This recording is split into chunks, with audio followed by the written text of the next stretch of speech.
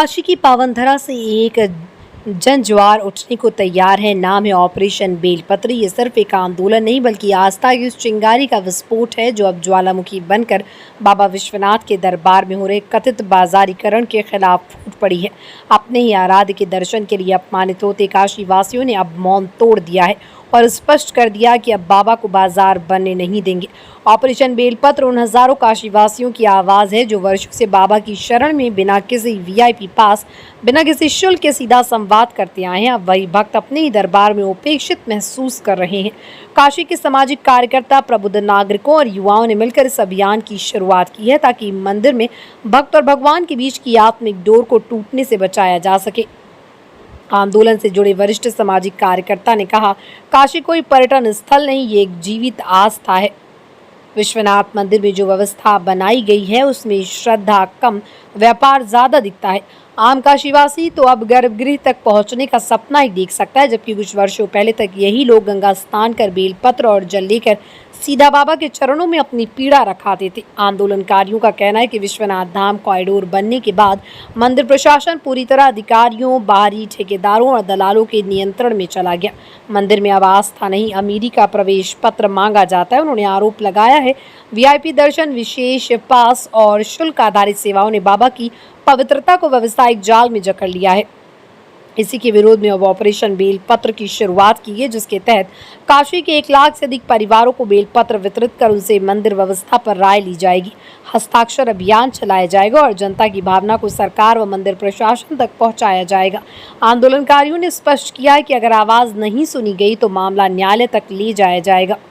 आज वैदिक सनातन न्यास द्वारा जो है और विश्व वैदिक सनातन न्यास द्वारा जो है काशी के जो ज्योतिर्लिंग है इसकी पवित्रता जो इस तरीके से धूमिल हो रही, जो स्पर्श दर्शन के दौरान, उस पर हम लोग विशेष प्रेस वार्ता आज हम लोग आयोजित किए हैं, जिसपे हमारी जो कहते हैं कि हमारी जो आस्था है, जो हमारी पवित्रता है, जो हमारी श्रद्धा भाव भक्ति है, वह कहीं ना कहीं स्पर्श दर्शन से बहुत ज़्यादा प्रभावित हो रही है। उसके पीछे कारण क्या है कि पहले इतने दर्शनार्थी नहीं आते थे, तब तो चल जाता था, लेकिन अभी जैसा कि अजय जी ने बताया कि पिछले 5 वर्ष पहले भी ऐसे तमाम से प्रक्रिया रहती थी जो वहाँ पे लोगों को निषेध किया जाता था, जो भारी भीड़ को जो कंट्रोल किया जाता था। आज क्या है कि 2 लाख से 5 लाख से भी ज़्यादा दर्शनार्थी वहाँ पर प्रतिदिन आ रहे हैं, जिसमें सबसे ज़्यादा चुनौती तो प्रशासन के लिए भी बनी हुई है सुरक्षा दृष्टिकोण से। तो सुरक्षा के दृष्टिकोण से क्या वहाँ पे धक्का मुक्की और जिस तरीके का अभद्र आचरण और जो व्यवहार किया जा रहा है, वहाँ से कहीं ना कहीं बाहर हमारा जो एक इम्पैक्ट है काशी में रह करके हमारा बाहर बहुत ख़राब इंप्रेशन जा रहा है।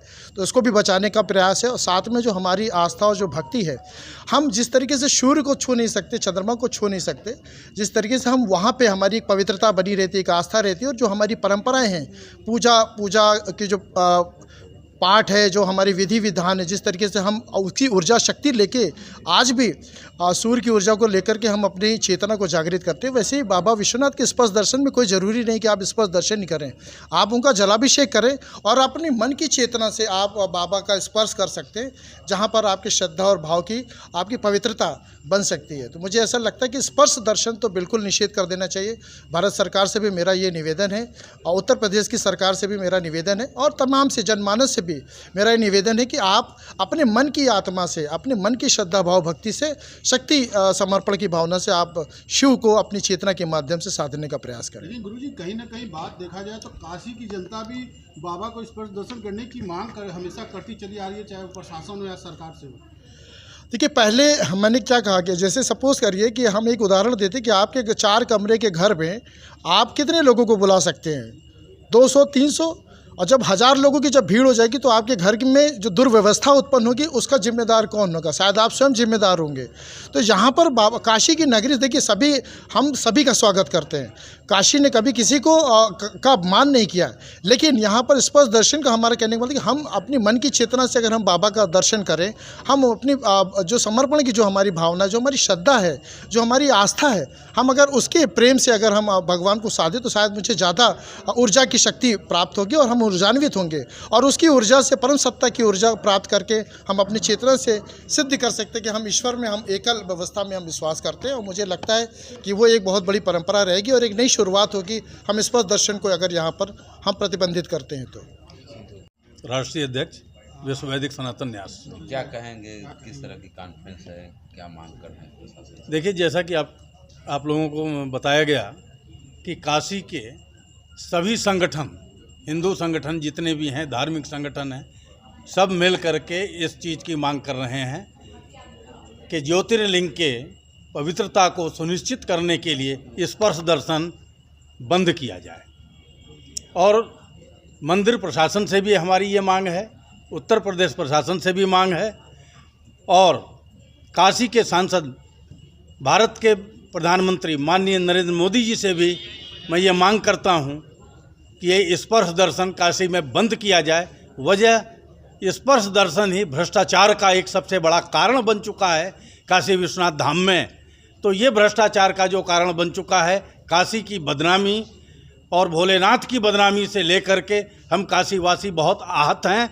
और इस तरह का कलंक अगर हमारे ऊपर लगता है, हमारे मंदिर के ऊपर लगता है, तो ये स्पर्श दर्शन बंद होना चाहिए। क्योंकि भारत में जितने भी ज्योतिर्लिंग हैं, कहीं पर भी स्पर्श दर्शन का प्राविधान नहीं है। वहाँ जा कर के लोग दर्शन करते हैं और अपनी जो भी मनोकामना होती है वो भगवान से आग्रह करते हैं और वापस जाते हैं। बात की जाए तो क्या वो आम पब्लिक के लिए कि वीवीआईपी और वीआईपी के लिए भी होनी चाहिए? भगवान के दरबार में, भोलेनाथ के दरबार में कोई वीआईपी नहीं होता है। भगवान श्री काशी विश्वनाथ से बड़ा वीआईपी कोई इस दुनिया में है ही नहीं। और वीआईपी दर्शन के नाम पर जो लोग आते हैं अपने पद का लाभ लेकर के, वो अपने पद का दुरुपयोग करते हैं। तो क्या उनके पे रोक लगानी? बिल्कुल, उनके ऊपर भी रोक लगनी चाहिए। मैं शिव बारात समिति का संस्थापक हूँ। क्या कहेंगे, किस तरह की ये कॉन्फ्रेंस? देखिए, ये जो प्रेस वार्ता है ये मुख्य रूप से है बाबा के लिए है कि बाबा का जो शुचिता है, पवित्रता है, वो बना रहे। और हम इसके लिए आए हैं कि इन लोगों ने जो मंदिर वालों ने जो है बाबा का जो है मॉल बना दिया है, जिसमें बनाने वालों को कोई स्थान नहीं है। तो क्या स्पर्श दर्शन करने के बाद कुछ पैसा वैसा शुल्क वगैरह लिया जाता है? नहीं, बिल्कुल बिल्कुल। ये देखिए, वहाँ चलता है प्रोटोकॉल। वो प्रोटोकॉल, एक प्रोटोकॉल जो अधिकारी के माध्यम से आता था पैसा, दूसरा आता होटोकॉल। जो बड़े बड़े होटल हैं उनका टाइप है 10,000 स्पर्श दर्शन का, 5,000 स्पर्श दर्शन का, तो लूट हो रहा है। तो हम जो काशी के लोग हैं इसको मॉल बने नहीं देंगे। हम बाजारीकरण के खिलाफ हैं। और बाबा के जो है भाई दर्शन में स्पर्श कहाँ से आ गया? किसी भी जो स्पर्श के नाम पर लूट खसोट एकदम ये मॉल बना दिए हैं, बाजारीकरण हो रहा है। हम लोग काशीवासी जो है बाहर हो गए हैं। काशीवासियों को कोई स्थान नहीं है। अब बाहर के लोग आते हैं, इसी काम से आते हैं, तो 4 घंटा लाइन लगा देंगे। क्योंकि जो बनारस लोग हैं 4 घंटा खरीदे होंगे, तो उनका अलग से व्यवस्था हो दर्शन का।